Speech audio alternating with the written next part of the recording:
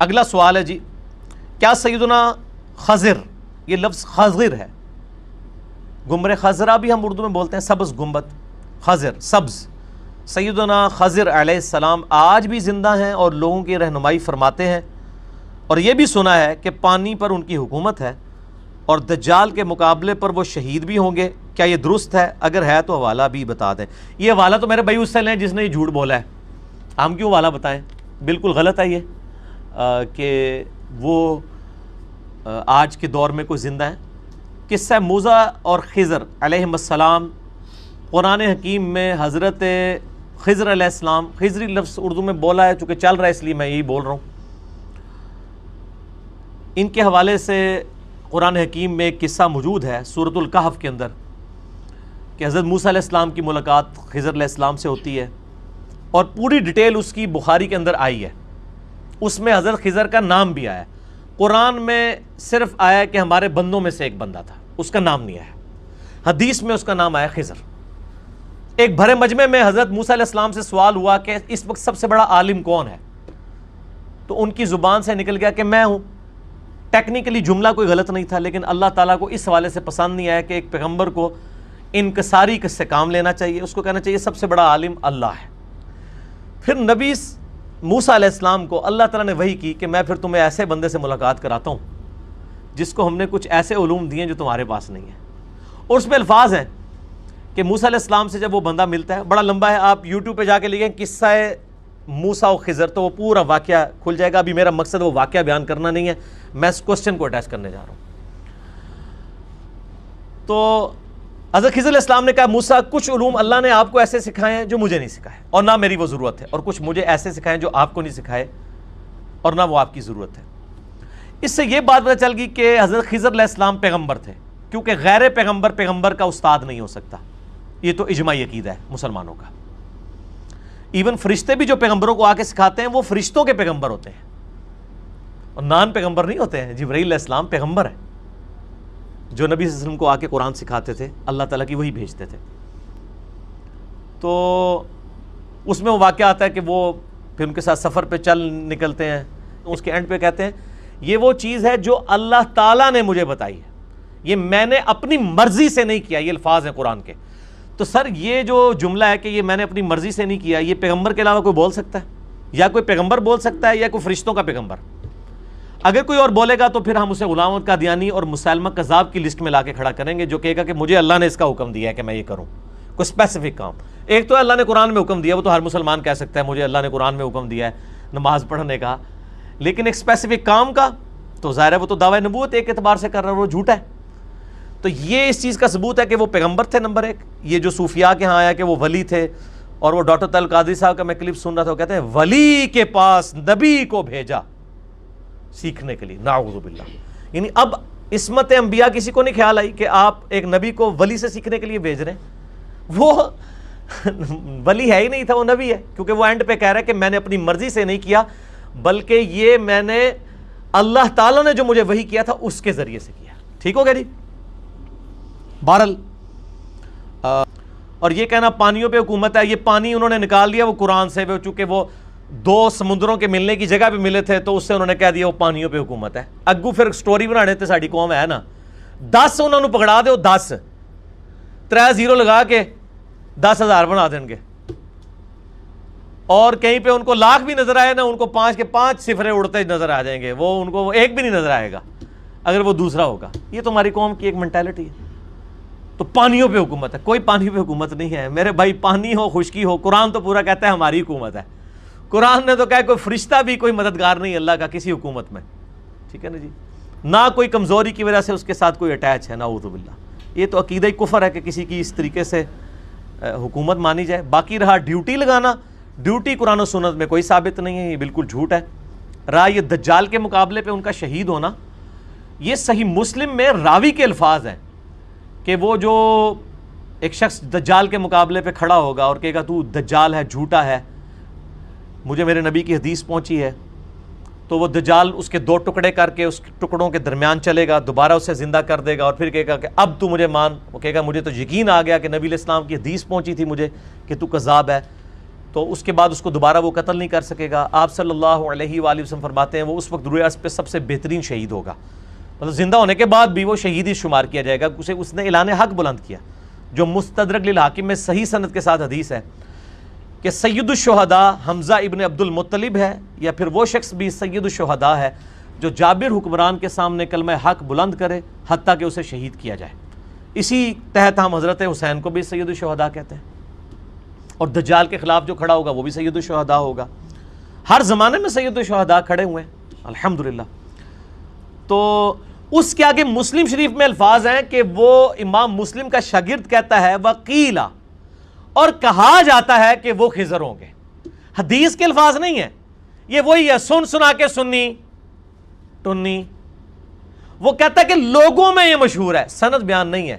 تو سند تو سرکار تابعی بیان نہ کرے تو روایت جعلی ہوتی ہے, تو یہ تو تابعی بھی نہیں ہے, تو تبا تبا تبا تبا تابعی ہے جو کہہ رہا ہے کہ لوگ کہتے ہیں کہ خضر ہوگا. حدیث میں نہیں ہے, قیلا کے الفاظ ہیں, کہا جاتا ہے. یہاں تو کہا بہت کچھ جاتا ہے. انڈیا پاکستان وہ آج ہوتا تو آج مسلم شریف لکھی جاتی تو 50 باتیں اور ساتھ بھی لکھی جاتی. کہا جاتا ہے کہ یہ کنویں جو نہیں نکلتے اس پہ بھی خضر کی حکومت ہوتی ہے. کہا جاتا ہے کہ دریائے جہلم جب خشک ہوتا ہے تو وہ بھی خضر چلاتے ہیں.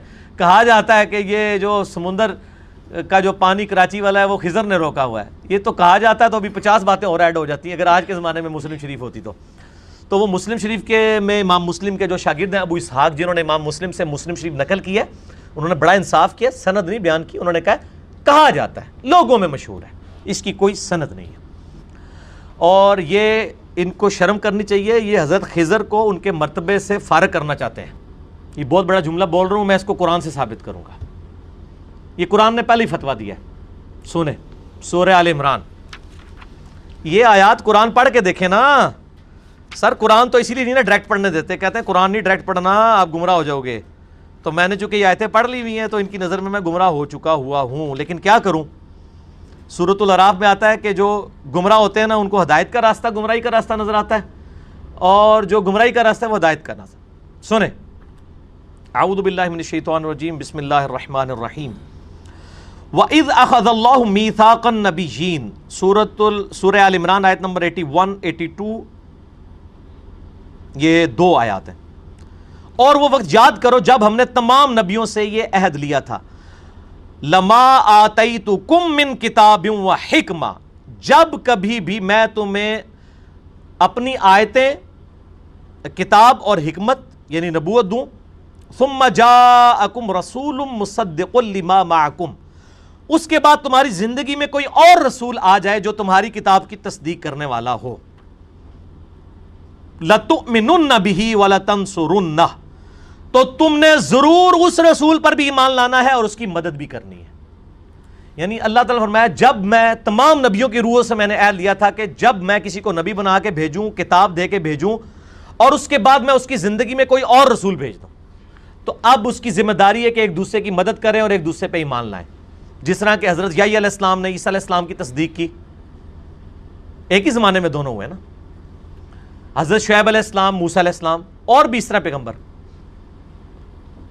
ان کی مدد بھی کرنی ہے, ان پر ایمان بھی لانا. یہ تعویل عام کے اعتبار سے, اور تعویل خاص کے اعتبار سے ہمارے نبی علیہ السلام کے کیس میں بھی ہوا. صحیح مسلم میں حدیث ہے کہ شب معراج تمام نبیوں کو وہاں پہ جمع کیا گیا اور نبی علیہ السلام نے ان کی امامت فرمائی. واقعہ معراج پہ مسئلہ 126 ABC میرا ریکارڈڈ موجود ہے. پھر اللہ فرماتا ہے قال اقررتم, میں نے کہا, ایک بار کو وڈی گل ہو جاندی ہے, جے ذرا جی کو گل ہوندی سارے باہر ٹر پیندے ہو, میرے لیے متوجہ رہا کرو. قال اقررتم, اللہ تعالیٰ نے فرمایا پھر اب انبیاء سے علیہم السلام, کیا تم اقرار کرتے ہو کہ تمہارے زمانے میں اگر کوئی پیغمبر آ گیا تو تم اس پہ ایمان لاؤ گے اور اس کی مدد کرو گے؟ وَأَخَذْتُمْ عَلَىٰ ذَلِكُمْ إِصْرِي, اور اس پہ میرا بھاری ذمہ اٹھاتے ہو. قَالُوا أَقْرَرْنَا, تمام پیغمبروں نے کہا کہ ہم یہ بھاری ذمہ اٹھاتے ہیں کہ ہمارے زمانے میں کوئی اور پیغمبر آ گیا ہم اس پہ ایمان بھی لائیں گے, اس کی مدد بھی کریں گے, سب پیغمبر مل کے چلیں گے.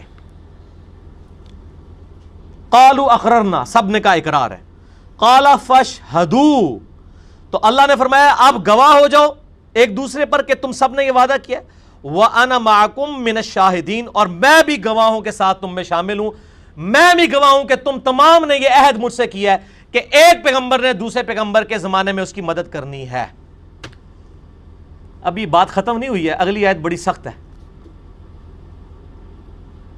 فَمَن تَوَلَّى بَعْدَ ذَلِكَ، اب جو کوئی اس میرے وعدے سے پھر گیا، فَأُولَٰئِكَ هُمُ الْفَاسِقُونَ، تو ایسا شخص پھر فاسق ہو جائے گا. اللہ تعالیٰ نبیوں کو بھی کہہ رہا ہے کہ اگر تم نے وقت کے پیغمبر کا ساتھ نہ دیا تو میرے کھاتے میں تم زیرو سے ملٹیپلائی فاسق ہو جاؤ گے، نبوت تمہاری ختم اگر تم نے یہ عہد توڑا. یہ ظاہر بفرض محال تھا، ایسا ہونا تو نہیں تھا. اب مجھے بتائیں، میں ان صوفیات سے، ان کے ماننے والوں سے کہتا ہوں کہ حضرت خضر علیہ السلام تو تھے پیغمبر کیونکہ وہ موسیٰ علیہ السلام کے استاد تھے. آپ کے کیس میں وہ زندہ ہیں، آج تک زندہ ہیں، قیامت تک زندہ رہیں گے.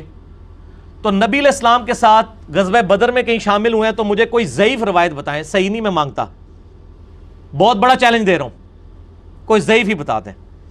غزوہ احد میں آئے ہوں، صلح حدیبیہ میں جب نبی علیہ السلام شہادت عثمان کے بدلے کے لیے جو افواہ مشہور ہو گئی تھی، صحابہ سے بیعت لے رہے تھے، اس وقت آ کے انہوں نے بیعت کی ہو کہ یا رسول اللہ قرآن میں میری تو نبوت لگنے لگی ہے سٹیک پہ، کیونکہ قرآن میں آیا تھا کہ جب نبی آئے گا اس کی مدد بھی کرنی ہے، اس کا ساتھ بھی دینا ہے. تو یا رسول اللہ یہ لے میں آپ کے ہاتھ پہ بیعت کرتا ہوں اور میں آپ کے ساتھ قاتلین عثمان سے بدلہ لوں گا، میں جو ہوں شہدائے بدر کا بدلہ لوں گا، میں شہدائے احد کا. کوئی ضعیف روایت آج تک تسی سنی؟ تسی کدے سنی ہوئے ممبراں تو؟ ایڈی جعلی گل ہے کہ ضعیف ہی نہیں ہے، ورنہ کبھی نہ کبھی تو ممبر سے سن لی ہوتی کہ حضرت خضر آئے سن. تو سر خضر کی نبوت نہ آپ چھنوائیں، اگر وہ تھے بھی تو وہ آئے تو کوئی نہیں ہے، اصل میں وہ تھے ہی نہیں، وہ اپنی طبعی موت مار چکے. یہ بالکل جھوٹا اور جعلی عقیدہ ہے، اور اس میں یہ دھونس لگانا کہ ابن حجر اسقلانی کا عقیدہ ہے، فلانے کا عقیدہ ہے. اور میرے بھائی آپ لوگ اتنے بڑے بڑے، ہم تو کہتے ہیں امام مالک کا قول ہے، ابن حجر تو 852 ہجری میں فوت ہوئے ہیں، امام مالک 179 ہجری میں فوت ہوئے ہیں. نبی علیہ السلام کی قبر مبارک کی طرف اشارہ کر کے کہتے تھے اس صاحب قبر صلی اللہ علیہ وآلہ وسلم کے علاوہ دنیا میں کوئی ایسا شخص نہیں ہے جس سے اختلاف نہ ہو سکے، اور کوئی ایسا شخص نہیں جس کی ہر بات مقبول ہو سوائے ان کے. ان کی ہر بات مقبول ہے، باقی ہر شخص سے اختلاف رائے بھی ہو سکتا ہے، بات مردود بھی ہو سکتی ہے. صحابہ کے آپس میں اختلافات ہوئے نبی علیہ السلام کی احادیث کی روشنی میں، کچھ ٹھیک تھے، کچھ نے اپنی غلطی کے اوپر رجوع کر لیا. مسئلہ 197 میرا اس کے اوپر دیکھ لیں جسے شوق ہو. تو میرا خیال ہے حضرت خضر علیہ السلام کے بارے میں جو کچھ بھی انہوں نے پوچھا تھا